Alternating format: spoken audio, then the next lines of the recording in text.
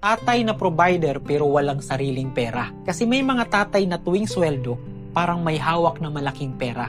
Pero ang totoo, dumadaan lang yan sa kamay niya. Sweldo pa lang may pupuntahan na. May para sa asawa, para sa anak, para sa bahay, may para sa kuryente, tubig, ulam, baon, gatas, gamot, utang, pamasahe, at biglang gastos na laging may naghihintay. Kaya please huwag agad isipin na kapag siya ang provider, siya ang may pera.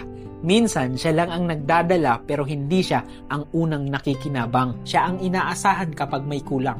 Siya ang tatawagin kapag may bayarin. Siya ang hahanapan ng emergency. Pero kapag siya na ang may gusto, sapatos man, damit man, pagkain man, o simpleng pahinga, biglang next time na lang. Kasi may mga tatay na matagal nang gustong bumili para sa sarili.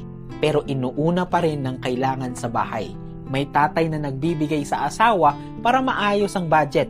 Pero siya mismo nagkakasya sa tira-tira. At may tatay na mukhang matatag pero sa loob niya, pagod na rin kakasalo ng gastos na hindi nauubos.